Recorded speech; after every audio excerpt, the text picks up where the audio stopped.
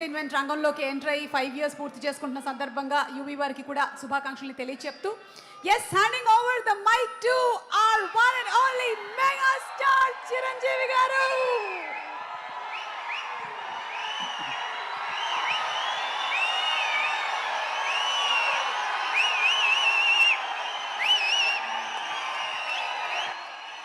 Thank you.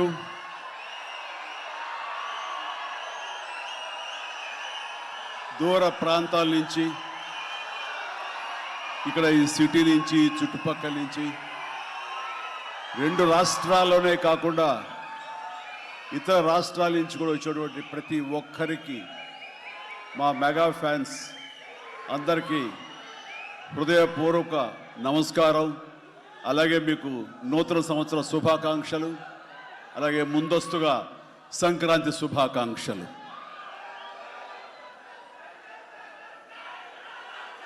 ఇక్కడ నా మిత్రుడు, సోదర సమానుడు, అత్యంత ఆప్తుడు వెంకీ, ఆయనతో చేయటం అన్నది నాకు చాలా ఎక్సైటింగ్ ఉంది. దాని గురించి తర్వాత మాట్లాడతాను. ముందుగా ఏంది వెంకీ సంగతి అంటే అదిరిపోద్ది సంక్రాంతి అని, ఏంది బాసు సంగతి అంటే మనదే కదా సంక్రాంతి అని, ఎరగదిద్దాం సంక్రాంతి అని అంటాం. ఇక్కడ ఈ సందర్భంగా ప్రత్యేకించి మనదే కదా సంక్రాంతి, ఎరగదిద్దాం సంక్రాంతి అనేది కేవలం మన శంకర వరప్రసాద్ గారిదే కాదు. ఈ సంక్రాంతి మొత్తం మన తెలుగు పరిశ్రమది అవ్వాలని మనస్ఫూర్తిగా కోరుకుంటున్నాను. అందరికీ డార్లింగ్, ఇందా మన అనిల్ చెప్పినా, ఎవరు చెప్పినా, ప్రభాస్ రాజా సాబ్ కానీ,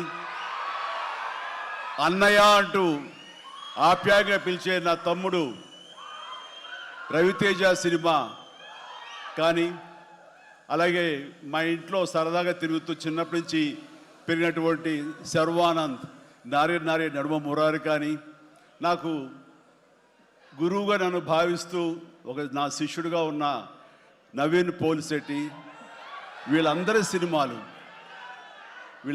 సినిమాలు కూడాను ఈ సంక్రాంతికి సూపర్ హిట్ అవ్వాలని, తద్వారా వాళ్ళకి విజయం లభించడమే కాదు, తెలుగు సినిమా పరిశ్రమకు, నిర్మాతలకు, బయ్యర్లకి వీళ్ళందరూ కూడా సుభిక్షంగా ఉన్నప్పుడే అదే నిజమైన సంక్రాంతి. ఆ సంక్రాంతి కావాలనే కోరుకుంటున్నాం, జరుగుతుందని ఆశాభావన వ్యక్తం చేస్తారు. అది మీరు ఇచ్చి తీరుతారన్నటువంటి ప్రగాఢ నమ్మకం అయితే నాకు ఉన్నది. ఈ 2026 సంక్రాంతి తెలుగు పరిశ్రమ మర్చిపోకూడదు. అలాంటి సంక్రాంతి మీరు మాకు ఇవ్వాలి. ఎందుకంటే ఇక్కడ ప్రతి cinema comedy genre, family genre తోటి, ఎంటర్టైన్మెంట్ జోనర్ తోటి పర్ఫెక్ట్ సంక్రాంతికి వచ్చే సినిమాలు ఇవన్నీ, సంక్రాంతికి నచ్చే సినిమాలు ఇవన్నీ. కాబట్టి ఈ సంక్రాంతి అన్ని సినిమాలు బాగా ఆడతాయి అనుకుంటున్నాను. ఆడేలా చేసే బాధ్యత మీది. దయచేసి అన్న సినిమాల్ని థియేటర్కి వెళ్ళే చూడండి, థియేటర్లోనే ఆస్వాదించండి, అలాగే మీరు ఆశీర్వదించండి కూడా. ఆల్ రైట్, ఇక అది ఆ పక్కన పెడితే, చాలా కాలం క్రితం మా దర్శకేంద్రుడు రాఘవేంద్ర గారు ఎప్పుడో మాట్లాడుతుండేవారు, బాబాయ్ నీకు అనిల్ రావుపూడి సినిమాలు ఎన్ని చూసావో తెలియదు కానీ అతని కామెడీ టైమింగ్ కానివ్వండి, అతను హుషారు కానివ్వండి, చూస్తుంటే నాకు మళ్ళీ మీతోటి అతను చేయగలిగితే ఆ ఇద్దరి కాంబినేషన్లో వచ్చేటటువంటి సినిమా అసలు వేరే లెవెల్లో ఉంటుంది. ఐ విష్ మీరు త్వరగా చేయాలని, కలవాలని నేను కోరుకుంటున్నాను. అది ఎప్పుడు వస్తుందో ఏంటో తెలియదు. ఎన్నో సంవత్సరాల క్రితం అన్నారు, కానీ సరిగ్గా ఈ సంవత్సరం బిగినింగ్లోనే ఆయన చేతుల మీదుగానే క్లాప్ కొట్టి ఈ సినిమా ప్రారంభించారు. అది ఆయన మనసులో మాట, ఇది పెద్ద సూపర్ హిట్ అవ్వాలి అని చెప్పేసి. ఎందుకంటే ఆయన కామెడీ లైక్ చేస్తారు. ఆయన సినిమాల్లో ఘరానా మొగుడు ఎంత విజయం సాధించిందో అలాంటి విజయం సాధించాలి ఈ సినిమా అంటూ ఆయన ఎన్నోసార్లు నాతో చెప్పుకుంటూ వచ్చారు. ఎన్నోసార్లు సెట్కి రావాలని పిలవేయడం కూడా మీరు అడిగారు, మనమే పిలవలేదు. ఆయన ఎవరైనా హీరోయిన్లు ఉన్నప్పుడు మాత్రమే వస్తాను, ఏదైనా హుషారుగా వస్తుంది అంటుంటారు ఆయన. అది కుదరలేదు ఎందుకో. బట్ ఏమైనా సరే ఈ సినిమా కథ కుదిరింది అని సంక్రాంతికి వస్తున్నాం తర్వాత అనిల్ రావుపూడి నా దగ్గరకు వచ్చి కథాంశం చెప్పినప్పుడు చాలా బాగుంది, ఫ్యామిలీ టచ్ ఉంది, సెంటిమెంట్ ఉంది, చిన్నపిల్లలతో నాకు అటాచ్మెంట్ ఉంది, చాలా హృదయంగా ఉంది, హార్ట్ టచింగ్ సీన్స్ ఉన్నాయి. ఇలాంటి సినిమాకి ఆ కామెడీ జోనర్ సినిమా కలిస్తే కనుక నీ స్టైల్లో చాలా బాగుంటుంది. నాది ఒక ఎస్పీజీ క్యారెక్టర్ కాబట్టి ఇది నేను కొంచెం వైవిధ్యంగా డిఫరెంట్గా చేస్తే కనుక డెఫినెట్లీ బాగుంటుంది. డిజైన్ చేద్దామంటే అస్సలు వైవిధ్యం వద్దండి. మీరు ఏ సినిమాలు అయితే గతంలో చేశారో, ఏ దొంగ మొగుడు, ఘరణ మొగుడు, రౌడీ అల్లుడు, అన్నయ్య, ఇలాంటి సినిమాలు ఏవైతే ఉన్నాయో, ఇది చంటబ్బాయి, నాకు అలా ఉంటే చాలు. ఎందుకంటే అలాంటివి అప్పట్లో జనం చూశారు, వాళ్ళందరూ ఇప్పుడు చాలా పెద్దవాళ్ళు అయిపోయారు, వాళ్ళకి అది గత స్మృతులు, చాలా తీపి జ్ఞాపకాలు. ఇప్పుడున్న జనరేషన్ మీరు అవి ఎలా చేస్తారో కూడా వాళ్ళకి వాళ్ళకి ఏమీ తెలియకపోవచ్చు. కానీ అది ఇది తెలిసిన మధ్యలో పుట్టి మాలాంటి వాళ్ళం అది మళ్ళీ ఈ జనరేషన్ గుర్తు చేసి మీరంటే ఏమిటో తెలియచెప్పాలన్న నా ప్రయత్నానికి మీరు చెయ్యాలి. ఆ విధంగా నేను అన్నందుకు ఐ థింక్ ఓకే ఇంకా అలా చేయటం అంటే కనుక అది నా కేక్ ఒకటే మీతో అలా చూడాలి నా కోరిక. అంటూ ఎప్పుడెప్పుడు సినిమాల్లో ఏమేమి సీన్స్ ఉన్నాయో అవన్నీ కూడా పొందుపరిచి ఒక క్యాప్సూల్లా చేసి ఆయన దాన్ని ఫోన్లో పెట్టుకునేవారు. ఏదైనా ఒక సీన్ ఉంటే కనుక ఈ సీన్ని ఈ సినిమాలో ఉన్న ఈ కామెడీ టైమింగ్ తోటి దీన్ని కన్సీవ్ చేశాను, అలా మీరు చేయాలని. అండ్ ఈ సీను ఈ సినిమాలో ఫలానా సినిమాలో ఘరణ మొగుడులాగా ఇలాగా వైఫ్ తోటి మీరు కన్సీవ్ చేసి అలా చేయాలంటూ చాలా చక్కటి హోంవర్క్ చేసుకుని నా బాడీకి నాకు ఏది కంఫర్టబుల్లో ఆ విధంగా తను ఆ సీన్స్ని కన్సీవ్ చేసుకుంటూ చాలా చాలా సరదాగా చేసుకుంటూ వచ్చాం. ఈ సినిమాలో నవీన్ మన అనిల్తో చేయటం అనేది నాకు ఒక చక్కటి ఎక్స్పీరియన్స్. అంటే ఈ ఎక్స్పీరియన్స్ ఎలాంటిది అంటే సినిమా షూటింగ్ అయిపోయిన ఆఖరి రోజున చాలా ఎమోషనల్గా ఫీల్ అయ్యాను నేను. ఎందుకంటే ఏదైనా ఒక సినిమా అయ్యిందంటే అబ్బా చాలరా అయిపోయింది, ఇంక చాలు గుమ్మడిగా కొట్టేస్తారు, ఇంక మనం వేరే సినిమా షిఫ్ట్ అయిపోవచ్చు అన్న ఆ మూడ్లో ఉంటాం. కానీ సినిమా అయ్యే రోజున ఆఖరి రోజు అయితే కనుక నేను ఈ కాలేజీ వదిలేసి వెళ్ళిపోయి ఆఖరికి చూడండి ఫేర్వెల్ పార్టీ అప్పుడు అందరూ ఒకళ్ళొకరు ఎమోషనల్గా ఉంటారు. వేరే మళ్ళీ ఎప్పుడు కలుస్తారో ఎలా కలుస్తారో తెలియని పరిస్థితి. అలాంటి ఎమోషన్ ఎందుకో లోనయ్యాను. అది నాకు ఎప్పుడు అంతకుముందు అనుభవంలో రాలేదు, ఎప్పుడు లేదు నాకు. అలాంటి ఫీలింగ్ వచ్చింది. అనిల్ ఏంటంటావు అనిల్ అని. ఏమో సార్ నాకు అదే ఫీలింగ్ ఉందండి అని. ప్రతిరోజు ఒక ఎక్స్కర్షన్కి వెళ్ళినట్టు, ప్రతిరోజు ఒక పిక్నిక్ వెళ్ళినట్లుగా సరదాగా జరుగుతూ మార్నింగ్ 9 నుంచి 8 నుంచి ఈవినింగ్ 7:30, 8 వరకు కూడా ఎంత చక్కగా సరదాగా జరిగిందంటే నాకు ఎప్పుడు ఇంత బాగా జరిగిందంటే మరీ పూర్వం ఆ రోజుల్లో వాళ్ళు గుర్తుకొచ్చింది. కానీ ఈ మధ్యకాలంలో ఇంత సరదాగా ఎంత హుషారుగా జరిగిన సినిమాలు అయితే నాకు ఇది చేయలేదు. దానికి ప్రధానమైన కారణం సీన్ కానివ్వండి, అది మేము చేసే విధానం అయితే పెంచిన విధానం, అందరినీ అంత సరదాగా పెట్టినటువంటి అట్మాస్ఫియర్ క్రియేట్ చేసినట్టు ఇది కేవలం అనిల్ రావిపూడికి మాత్రమే చెందుతుంది. అండ్ ఎక్కడ ఏది టైం తెలియనివాడు, ప్రతి ఒక్కరిని on the screen off the screen హుషారుగా ఉంచుతాడు. ఇలాంటి డైరెక్టర్లు దొరికితే కనుక ఎవరైనా సరే ఇలాంటి క్యారెక్టర్స్ చాలా ఈజీగా చేసేయగలరు. అండ్ మరీ ముఖ్యంగా అనిల్ రావిపూడి గురించి నేను చెప్పాలనుకున్నది, ప్రతి ఒక్కరు కూడా తెలుసుకోవాల్సింది ఏంటంటే ఈ సినిమా ఆల్రెడీ సూపర్ హిట్ అయిపోయింది. ఏ రకంగానంటే బడ్జెట్ పరంగా విత్ ఇన్ ది లిమిట్, అలాగే డేస్ పరంగా అనుకున్న దానికంటే తక్కువ రోజుల్లో ఇది అత్యద్భుతంగా తీయగలిగాడు. ఒక సినిమా సూపర్ హిట్ అయిందని ఎలా చెప్పగలవంటే డైరెక్టర్ మొత్తం తన గ్రిప్లో ఉంచుకుని అది బడ్జెట్ దాటనివ్వకుండా విత్ ఇన్ ది టైం చేయగలటం అనేది ఆ సినిమాకి అది మొదటి సక్సెస్. ఎన్ని సినిమాలు ఈ రకంగా ఉన్నాయో చెప్పండి అంటే చాలా తక్కువగా మనం లెక్క పెట్టుకోవాలి. ఆ రకంగా ఇది మొదటి విజయం సాధించింది. రెండో విజయం రేపు 12వ తారీఖున ప్రజల ముందు మీరు నిర్ణయిస్తారు ఎంత ఘన విజయం మీరు మాకు ఇస్తారు అన్నది. ఇక ఈ సినిమా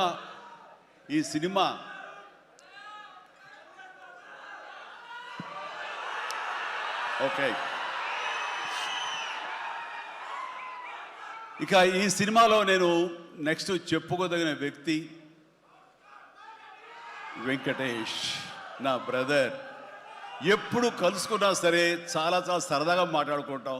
ముఖ్యంగా ఇప్పుడు మీ ముందు తమాషాగా కామెడీగా హుషారుగా మాట్లాడినా సరే అతనితో 1-to-1 కూర్చుంటే చాలా ఫిలసాఫికల్గా ఇన్ డెప్త్ ఇంతటి ఇంతటి డెప్త్ వ్యక్త వెంకటేష్. అందుకైనా ప్రతి ఒక్కరు ఎంత పాజిటివ్ మనిషి, పాజిటివ్ వైబ్స్ ఉంటాయి మనిషి చుట్టూరు అంటుంటారు. నిజంగా అతనితో టైం తెలియదు మనకి. ఎంతో తన ఏజ్కి మించినటువంటి విషయాలు తెలియజేస్తూ జీవితం యొక్క పరమావధి ఏంటి, జీవితం ఎలా ఉండాలి, ఎంత పీస్ఫుల్గా ఉండాలి చెబుతుంటే కనుక నాకు మోడర్న్ డ్రెస్ వేసుకున్న చిన్న సైజు గురువులాగా అనిపిస్తుంటాడు వెంకటేష్. నిజం. సో అలాగా సినిమా జీవితాన్ని తన వ్యక్తిగత జీవితాన్ని రెండు బ్యాలెన్స్ చేసుకుంటూ చాలా చక్కగా ముందుకు సాగుతూ ఎంతో ఇన్స్పైర్గా ఉంటుంది వెంకటేష్. ఇక ఈ సినిమాకి వచ్చేసరికి ఎలా కుదిరింది, ఇందాక అనిల్ రావు ఇప్పుడు చెప్పాడు, ఆ హింట్ ఇచ్చింది మీ ఇద్దరం కలిపి చేసేలాగా ఏదైనా ఒక ఎపిసోడ్ క్రియేట్ చేసి అక్కడ వినియోగించుకుందాం, మా ఇద్దరు కాంబినేషన్ సినిమాకు ఉపయోగపడే విధంగా సినిమాలో అంతర్భాగంగా ఉండేలాగా అన్నందుకు అని చెప్పిన విషయం. ఎలాగా ఇదేంటంటే ఒక ఐదేళ్ల క్రితం అనుకుంటా మీ ఇద్దరు అమెరికా వెళ్ళాం, లాస్ ఏంజల్స్ వెళ్ళినప్పుడు అక్కడ మిత్రుడి ఇంట్లో కూర్చున్నప్పుడు అంత ఎదురు కూర్చొని పిచ్చాపాటి మాట్లాడుకుంటుండగా వాళ్ళు ఎవరు అబ్బా మీ ఇద్దరు చూస్తుంటే చాలా బాగుందండి, ఒక స్టిల్ తీసుకుంటాం అంటూ వాళ్ళు స్టిల్ దిగిపోతుంటే అక్కడ తీయదు చిరంజీవి కూర్చుంటారు, నేను నిలబడతాను అని చెప్పేసాడు. అదేంటి వెంకీ అలా కాదు నేను నిలబడతాను అన్నాను. లేదు ఇది నా మైండ్ లోపల ఎప్పటి నుంచో మీరు అట్లా బాస్లో కూర్చుంటే కనుక కాలు మీద కాలు వేసుకుని నేను వెనకాల నిలబడి ఉంటాను. ఇది ఒక మంచి స్టోరీకి స్టిల్ లీడ్ అవ్వాలి అంటే మన హాలీవుడ్ గాడ్ ఫాదర్ చూసారా, మెర్లిన్ బ్రాండో అండ్ ఆల్ పచినో అలాంటి క్యారెక్టరైజేషన్స్. వెంకీ నువ్వు వెళ్ళి వాడు నరుకురా అంటే నువ్వు వెళ్ళి మ్యాసగా నరికి వచ్చేస్తారు. అంటే తనకి ఎప్పటి నుంచి ఉందో అలాంటి జోనర్ సినిమా చేయాలి, మా ఇద్దరు కాంబినేషన్లో చేయాలన్న కోరిక ఉందో ఆయన వ్యక్తపరిచేసరికి నేను చాలా ముచ్చట పడిపోయాను. అదేవిధంగా స్టిల్స్ కూడా మేము దిగాము, అది ఎవరు లీక్ చేస్తారో నేనైతే లీక్ చేయలేదు, అది బయటకు వెళ్ళిపోయింది ఆ స్టిల్స్. అండ్ అలాగా అది నా మైండ్లో పడేసరికి అప్పటి నుంచి ఈ అవకాశం ఈ సినిమాలో వస్తుంది. ఆల్రెడీ వెంకీతోటి తన మంచి సినిమా ఇచ్చాడు అనిల్ రావుపూడి, తను మాత్రమే ఇద్దరిని జస్టిఫై చేయగలడు, ఇద్దరికి న్యాయం చేయగలడు అనే ఉద్దేశంతో నేను తనకి హింట్ ఇచ్చినందుకు దాన్ని అత్యద్భుతంగా డిజైన్ చేశాడు. ఎలాగంటే ఇద్దరు దీంట్లో చెప్పలేవే లీక్ చేస్తాను భయంగా ఉంది, ఎందుకంటే ఇలా వదిలేస్తే మొత్తం స్టోరీ అంతా డైలాగ్ చెప్తాను నేను, అది బాగుండదు, మీకు అక్కడ థియేటర్లో చూసి ఎంజాయ్ చేయండి, అంత బాగుంది. అయితే వెంకితోటి నేను సినిమా షూటింగ్ చేస్తాను లేదు, ప్రతిరోజు ఇద్దరు పిచ్చిగా చేసావు, ఎంత ఎంజాయ్ చేసావంటే మీకు వీళ్ళు సినిమా యాక్టింగ్ చేసేట్టు ఉండదు, ఇద్దరు కలిపి అల్లరి కుర్రవాళ్ళలాగా ఆ సెట్లో చేసావు, అదే క్యాప్చర్ చేశాడు, అది బాగా పండుతుంది. రేపు మీరు కూడా థియేటర్స్లో దాన్ని మీరు ఆస్వాదిస్తారు, డెఫినెట్గా ఎంజాయ్ చేస్తారు. అండ్ డెఫినెట్లీ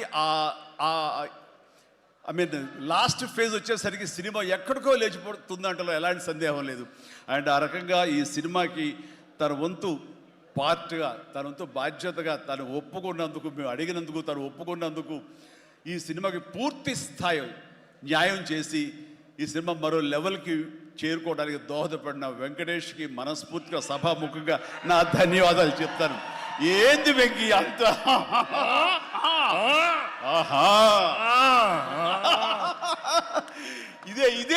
ఇదే సరదా. అండ్ నేను చాలా చెప్పను కానీ సినిమా చూస్తే కనుక నేను ఎంత చెప్పినా సరే తక్కువే అవుతుంది, మీరు ఎంత ఊహించుకున్నా సరే అది తక్కువే అవుతుంది. సినిమా చూడండి, మేము చేసినటువంటి 18 రోజులు అనుకుంటా చేశారు వెంకీ. ఈ 18 రోజుల్లో ఒక 7-8 రోజులు సీన్స్, ఒక 5 రోజులు 6 రోజులు సాంగ్, ఇంకా 2 days చిన్న ప్యాచ్ వర్క్. ఈ రోజుల్లో ప్రతిదీ ఎంత అంటే ఇంకా ఎంజాయ్ చేశాను, ఇది షూటింగ్ చేసినట్టు అనిపించట్లేదు. ప్రతి సినిమా ఇలాగే ఉంటే ఎంత బాగుంటుందా అని అనిపిస్తుంది నాకు. అందుకని మనస్ఫూర్తిగా సభాముఖంగా అందరి సమక్షంలో వెంకటేష్కి ఇది మన ఇద్దరి మధ్య ధన్యవాదాలు తెలియజేస్తూ, ఇది మచ్చు తురక. ఇందాక అనిల్ రావిపూడి అడిగినట్లుగా ఈ కాంబినేషన్ ఫుల్ ఫ్లెడ్జ్డ్గా ఎప్పుడు దొరుకుతుందంటే వెంకీ నేను రెడీ. అండ్ అనిల్ రావిపూడి ఎవరో ఎందుకు, ఈ అవకాశం నువ్వే తీసుకుని ఖచ్చితంగా నువ్వు స్టోరీ రాసుకో. మీ ఇద్దరం ఇదే ప్రాణం పెట్టి, ఇదే హుషారు పెట్టి, ఇదే గిలిగిద్దలతో మీకు సినిమా చేసి పెడతాం. కానివ్వండి, ఎప్పుడు వస్తుందో తెలియదు. తర్వాత అలాగే నయనతార ఈ సినిమాలో ఏం చేశాడో, ఎలా ఒప్పించాడో కానీ మన అనిల్ రావిపూడి అంతకుముందు 2 సినిమాలు చేశాను, తెలుగు గాడ్ ఫాదర్ కానివ్వండి, లేకపోతే సైరా కానివ్వండి. ఆ సినిమాలో తను చాలా గుమ్మరంగా ఉంటుంది, తన పని చేసుకుంటుంది, డిగ్నిఫైడ్గా ఉంటుంది, వెళ్తుంది. కానీ మళ్ళీ అసలు ఈ సినిమాలో అయితే ఎంత సరదాగా కలిసిపోయిందో, ఓ ఫ్యామిలీ గర్ల్ లాగా మాతో కలిసిపోయి మా కుటుంబ సభ్యురాల్లాగా తను ఉండి ఎంత సరదాగా చేసిందో. నేను అన్నాను, ఏంటి నీళ్ళు ఏం చేసిందో, ఏం మాట్లాడావు, ఏం కన్విన్స్ చేసావు, తను ఇవన్నీ ఒప్పుకోవడం ఏంటి, ప్రమోస్కు రావడం ఏంటి, అడగగానే తను చాలా రెచ్చిపోయి అసలు నయనతార నుంచి కొత్త నయనతారలా కనబడి చేసావు, ఏం చేసావంటే అడగండి సార్ కొనుక్కొని అంతే. అంటే నా ఉద్దేశం అటు ఇటు తిరిగేదిరా. ఏం చేశాడో తెలియదు కానీ డెఫినెట్లీ ఆ అమ్మాయి అంత ఇష్టపడుతుంది. అండ్ నయనతారని అంత ఇదిగా గుడ్ హ్యూమర్లో పెడతాడు, సరదా కబుర్లు చెప్తాడు. అండ్ తను పని చేసుకుని సీరియస్గా ఉండే మనిషి కాదు కాబట్టి వాళ్ళు కూడా అంత ఇదిగా లైక్ చేస్తారు. కాబట్టి తను ఏది అడిగినా వెంటనే ఎలాంటి ఇన్హిబిషన్ లేకుండా వాళ్ళు ఒప్పుకుంటారు. అదే జరిగింది, అంత గుడ్ హ్యూమర్లో పెట్టాడు కాబట్టి ఈ సినిమాకి అమ్మాయి యాడెడ్ అట్రాక్షన్ అయ్యింది. నయనతార ఇందులో కనిపించిన తీరు కానీ, తను చేసిన విధానం కానీ, ఆ సోఫిస్టికేషన్ యాక్టింగ్ కానీ, భారీగా తను నటించి మెప్పించింది కానీ వావ్ బాగుంది. అంటే ఆ అమ్మాయే లేకపోయి ఉంటే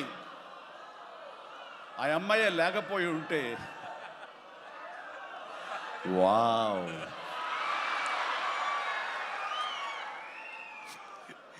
ఇది కూడా క్యాప్చర్ చేస్తాడు. ఈ వావ్ ఎక్కడొస్తో మీ సినిమా చూస్తే తెలుస్తుంది.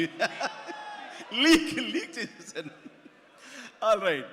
సో ఆ అమ్మాయి నయనతార తోటి అంత బాగా చేయించాడు. మీ పక్కన మీకు ఎదురు నిలబడి మిమ్మల్ని ఎదుర్కొని ఎవరైనా ఒకళ్ళు నిలబడాలంటే ఎంత అనుకుంటున్నా, ఎంత ఫ్రెష్గా ఉండాలనుకుంటున్నా, వేరే వాళ్ళు ఉండాలనుకుంటున్నా అసలు నాకు తొయ్యట్లేదు, నాకు తట్టట్లేదు, కన్విన్స్ కాలేకపోతాను. ఖచ్చితంగా నయనతార ఉండి తీరాల్సిందేనండి, ఎంతైనా సరే ఎలాగైనా సరే అన్నాడు. ఆ అమ్మాయిని తీసుకొచ్చారు, ఒప్పించారు. ఆ అమ్మాయి కూడా అంతా కోఆపరేట్ చేసింది. అండ్ నయనతార ఇవాళ రాలేని పరిస్థితిలో ఉంది కాబట్టి thank you Nayanthara, thank you so much.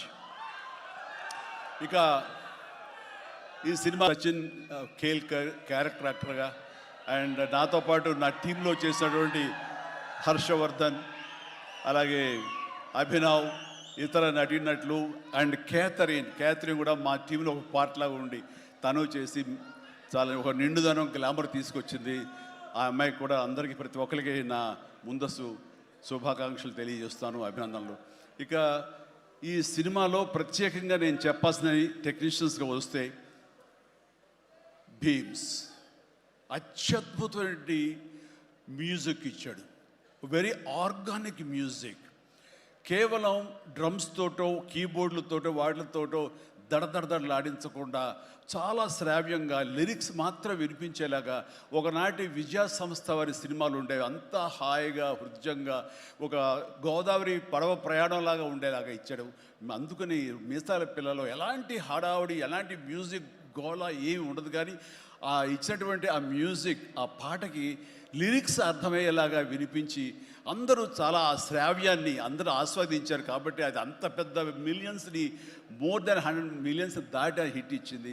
అలాగే తర్వాత వచ్చిన సాంగ్ కానీ, ఇలా సాంగ్స్లో లిరిక్స్కి ఇచ్చే ఇంపార్టెన్స్ కానీ, ఆ ట్యూన్స్ కానివ్వండి, అన్నీ ఇస్తూ ఇంతవరకు నేను ఎప్పుడు చెయ్యనిది, ఇంతవరకు ఆ స్టైల్కి నేను పోనిది ఏదైనా ఉందంటే కానీ ర్యాప్ సాంగ్, ఇందాక చూసిన సాంగ్ హుక్ స్టెప్ దాన్ని కంపోజ్ చేసినప్పుడు నాకు అనిపించింది, ఇది కొత్తగా అనిపించింది, చాలా బాగుందని.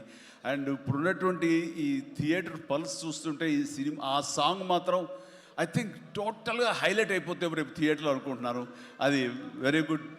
ఎందుకంటే ఆ సాంగ్ విన్న తర్వాత, ఆ సాంగ్ వింటుండగా ఎదురుగా ఉన్న వెంకటేష్ ఆపుకోలేక డ్యాన్స్ చేశారంటే అదే చాలు. ఇక ప్రతి ఒక్కడు అదే స్ఫూర్తితోటి ప్రతి ఈ సినిమాని, ఈ సాంగ్ని ఆస్వాదిస్తారు. అలాగా సాంగ్స్గా అన్నీ అత్యద్భుతంగా ఇచ్చినటువంటి మన భీమ్స్కి ప్రత్యేకించి, ఆ తర్వాత ప్రతి ఒక్కరు చిరంజీవిని ఇంత గ్లామర్గా ఉన్నాడు, చిరంజీవిని ఇంత ట్రిమ్గా ఉన్నాడు, ఇంత ఇదిగా ఉన్నాడు, ఎలా తగ్గాడు. నా వ్యక్తిగతంగా నేను చేసిన ప్రయత్నాలు పక్కన పెడితే తెర మీద అంత బాగా కనపడడానికి ప్రత్యేకించి మా డిఓపి, మా కెమెరామెన్ మన సమీర్ రెడ్డి చాలా చాలా బాగా చేశాడు. అండ్ సమీర్ రెడ్డితో వచ్చిన ఒక్క చిన్న గొడవ ఏంటంటేనండి, ఒక నిమిషం గ్యాప్ ఇవ్వడు. కూర్చుని కాఫీ తాగుతాం కదా అని ఇచ్చేలోగా మళ్ళీ షార్ట్ రెడీ అంటాడు. ఇక అతనితోటి బహుశా అలా గనక అందరూ ఉండగలిగితే సినిమాలు 100 రోజులు దాటకుండానే ఫినిష్ చేయొచ్చు. అంతటి ఫాస్టెస్ట్ కెమెరామెన్ మా శరత్. అతను ఉన్నాడు కాబట్టి ఈ సినిమా 80-85 రోజుల్లో ఫినిష్ అయ్యింది. కాబట్టి ఆ credit goes to Sameer Reddy. ఇంత ఫాస్ట్గా అయినందుకు, విత్ ఇన్ ద బడ్జెట్ అయినందుకు, ఖర్చు కూడా చాలా తక్కువ. ఇలాంటి కెమెరామెన్ను మిగతా అందరూ అలా ఉండగలిగితే కనుక చాలామంది ప్రొడ్యూసర్స్కి ఖర్చు తగ్గుతుంది. అండ్ అట్లాగే ఇక సమీర్, థ్యాంక్ యూ సమీర్. అందరూ బయట పొగుడుతుంటే కనుక నేను మనసు లోపల నిన్ను పొగుడుకున్నాను, కాబట్టి థ్యాంక్ యూ సో మచ్ ఇంత గ్లామర్గా చూపించినందుకు. ఇక ప్రకాష్, మా ప్రొడక్షన్ డిజైనర్ ప్రకాష్ చాలా చక్కగా చూపించాడు. అండ్ తమ్మిరాజు గారు, అలాగే వీళ్ళన్నీ ఒక పక్కన ఉంటే కనుక అహర్నిశలు అంటే డే 1 నుంచి ఈవెల్ట్ వరకు కూడాను మన అనిల్ రావుపూడి స్టోరీ టీమ్, సాయి, నారాయణ, ఇంకా రాజేష్, ఇలాగ వీళ్ళందరూ ఉన్నారు. వాళ్ళ పేరు పేరున నేను వాళ్ళు పడ్డ కష్టాన్ని కానీ, వాళ్ళు తీసుకున్న శ్రద్ధాశక్తులు కానీ హృదయపూర్వక నా సంతోషాన్ని, అభినందనని, ధన్యవాదాలను తెలియజేస్తాను. వాళ్ళు అంత ఇదిగా ఉన్నారు. ఇక్కడ అనిల్ రావుపూడి గురించి ఇంకొక విషయం నేను చెప్పాలండి. ఏంటంటే అందరం సినిమా తీస్తూ ప్రేమించాలి. సినిమాని ప్రేమిస్తేనే మన యొక్క ఎఫర్ట్స్ తోటే సినిమాని ఆద్యంతో చాలా అద్భుతంగా తీయగలం మనం. అయితే సినిమా తీస్తున్నంతసేపు ఎంత ప్రేమిస్తాడో, ఎంత ఇష్టపడతాడో, ఎంత ఎంజాయ్ చేస్తాడో, అంత బాగా మన నుంచి యాక్టింగ్ రాబడతాడో, అంతకంత సినిమా పూర్తయిన తర్వాత కేవలం దానికి బాగుందా లేదా అని మళ్ళీ ఒకసారి తనుగా సమీక్షించుకున్నప్పుడు ప్రతిపక్ష నేత అయిపోతాడు. ఎదురు వెళ్ళిపోయి ఈ సినిమా ఎందుకు చూడాలి, ఈ సీన్ ఎందుకు వాళ్ళు ఎంజాయ్ చేయాలి, ఈ సీన్ ఎందుకు ఇంత ఇదైంది, ఇంత లెంగ్త్ అవసరమా అని దాని మీద దాన్ని ఏమాత్రం ప్రేమించకుండా చాలా కఠినంగా ఎక్కడ లెంగ్త్లు ఎక్కువైనా సరే అన్నీ కూడా తీసేసి దాన్ని క్రిస్ప్ చేయడానికి కానీ, ఆ సినిమా ఎంతవరకు అలరిస్తుందో అలరించేందుకు కానీ అన్ని రకాల ప్రయత్నాలు చేస్తాను. నాకు నచ్చింది అది. ఎందుకంటే నిన్న మొన్న వచ్చి ఒక మెయిన్ ఎపిసోడ్ ఏదో లేపేసావు, లేదు లేపేసావని అడిగాను. లేదు, అది కథకి అడ్డొస్తుంది, స్టోరీ నేరేషన్కి అది అడ్డుపడుతుంది కాబట్టి తీసేసారన్నాడు. అలా తీయాలంటే గట్స్ కావాలి. ఎంతో కొంత అన్ని రోజులు ఎఫర్ట్ చేసాము, అది అవసరమా, అది వాళ్ళు తీసేసి ఏమనుకుంటా, ఎలాంటి ఇది లేకుండా ఖచ్చితంగా నిష్కర్షగా దాన్ని తీసి అవతల పడేసాడు. దానివల్ల సినిమా పేస్ పెరిగిపోతుంది, సినిమా పరిగెడుతుంది, అండ్ ఎక్కడ ఆగట్లేదు, ఆలోచింప చేసుకునే విధంగా ఉండదు, ఎంజాయ్ చేయడం తప్ప. ఆ రకంగా సినిమాని ఎంత ప్రేమించి చేస్తామో ఆ తర్వాత అది ఫైనల్ వెర్షన్ బిఫోర్ ఆడియన్స్ దగ్గర వెళ్ళేటప్పుడు మనమే దాన్ని క్రిటిసైజ్ లాగా, క్రిటిక్ లాగా దాన్ని మనమే ప్రతిపక్ష హోదాలో ఉండి దాన్ని అన్ని రకాలుగా ట్రిమ్ చేసుకోగలిగితే అన్ని సినిమాలు చాలా బాగుంటాయని అనుకుంటున్నాను. అండ్ ఈ సందర్భంగా ఇక ఏమి లేదు, last but not least producers Sahu Garapati చిన్నవాడైనా సరే చాలా గుంభనంగా ఉంటాడు.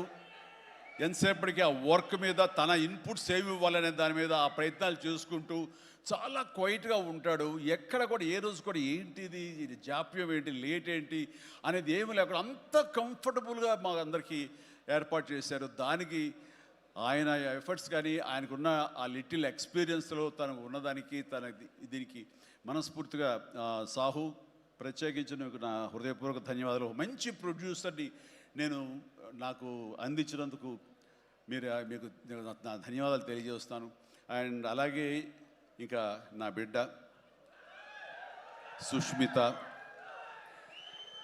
తను ఈ సినిమా నేను చెయ్యాలి, ఈ పరిశ్రమ రావాలి అనుకున్నప్పుడు ఈ పరిశ్రమ ఖచ్చితంగా ఆదరిస్తుంది అని అనుకున్నప్పుడు ఒకటి చెప్పి, మీరు కష్టపడి పనిచేస్తే కనుక ఇక్కడ రిజల్ట్ బాగుంటుంది, ఇక్కడ ఖచ్చితంగా మీకు ఆదరణ లభిస్తుంది, మీరు సక్సెస్ అవుతారని చెప్పినప్పుడు కష్టం అనేది నేను చిన్నప్పుడు ఇంట్లో చూశాను. అలాంటి నేను కష్టపడడానికి ఏమాత్రం నెరవను, ఏమాత్రం బెదరను, ఖచ్చితంగా చేస్తానంటూ ఈ సినిమా తనతోటి చెయ్యమ్మా, ఇద్దరు కలిపి చాలా మంచి కాంబినేషన్ అవుతుంది అనుకున్నప్పుడు ఆ సాహు గారు పడి తను బెస్ట్ కాంబినేషన్లో ఈ సినిమాని చేసి, ఈ సినిమాలో ఒకసారి అయ్యో ఎందుకు ఇంత కష్టపడుతుంది, ఇంత కష్టం అవసరమా నాకు అనిపిస్తుంది తండ్రిగా. కానీ ఒక బిడ్డగా కేవలం ప్రొడ్యూసర్గా నేను మా నాన్నని, మా హీరోని నేను ఇంప్రెస్ చేయాలి, ఆయన ద బెస్ట్ నేను ఇవ్వాలి ఈ సినిమా అంటూ తను కూడా ఈ సినిమాలో ఒక మామూలు టెక్నీషియన్ లాగా, మామూలు ప్రొడ్యూసర్ లాగా తనంత కష్టపడి చేసింది.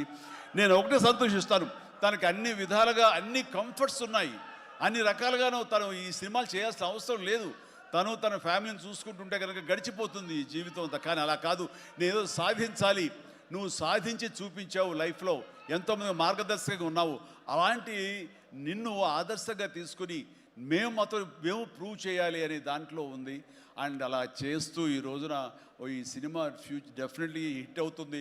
ఇలాంటి గర్వకారణమైన సినిమాని తండ్రిగా నాకు గిఫ్ట్ ఇచ్చినట్టుగా తను భావిస్తుంది. ఆ సంతోషం తను పొందుతున్నాను నాకు తెలుసు. అండ్ అలాగే కాకుండా ఈ రోజున ఈ పరిశ్రమలో నాకు చేదోడు వాదోడుగా ఉంటూ, నాకు భుజం కాస్తూ, అన్ని రకాలుగా నాకు అండదండలు అందిస్తూ, నాకు మరో బిడ్డ ఈ అనిపిస్తూ, అండ్ ఇంటికి పెద్దదైనందుకు ఆ పెద్దరికాన్ని తను సొంతం చేసుకుంటూ నాకు అన్ని విధాలుగా చేదోడు వాదోడుగా ఉంది. అది థ్యాంక్ యూ పాప. అందరి ముందు ఇటు పక్కన అమ్మా, ఇటు పక్కన ఉంది. ఇది రామ్ చరణ్తో పాటు నాకు మరొక బిడ్డ. అలాగే మా చిన్న పాప కూడా అక్కడ టీవీ చూస్తుంటేమో. థ్యాంక్ యూ నాన్న. ప్లీజ్ ఇదే రకంగా ఉండండి, ఇదే కష్టాన్ని నమ్ముకోండి. ఖచ్చితంగా భగవంతుడు మీకు ఆశీస్సులు అందజేసి ఇలాంటి విజన్ ఇస్తాడు. అండ్ మేము ఎంత ఇచ్చామన్నది కాదు పాప, మీరు ఎంత సాధించుకున్నారు అనేది నాకు మరింత గర్వంగా అనిపిస్తుంది. నువ్వు ఆ దిశగా వెళ్తావు. All the very best. ఆ తర్వాత ఇక్కడ చాలా దూరం వచ్చారు, మీరు అందరూ కూడా చాలా జాగ్రత్తగా వెళ్ళండి. మీ తల్లిదండ్రులు అందరూ కూడాను మిమ్మల్ని చూసి ఆనందపడాలి. మీ యొక్క సుదీర్ఘమైన జీవితాన్ని చూసి వాళ్ళు ముచ్చట పడాలి. అండ్ ప్రతి వాళ్ళు ఏదైనా సాధించాలనే ఒక దీంతో ఉండాలి. కాబట్టి నాకు తెలుసు నా అభిమానులు ఎప్పుడు కూడా నన్ను ఇన్స్పిరేషన్గా తీసుకుని మీరు అభివృద్ధిలోకి వస్తారని తెలుసు. And thank you. ఇదే అభిమానం, ప్రేమ మీరు నా మీద ఎప్పుడు చూపించాలి. Thank you so much. I love you all.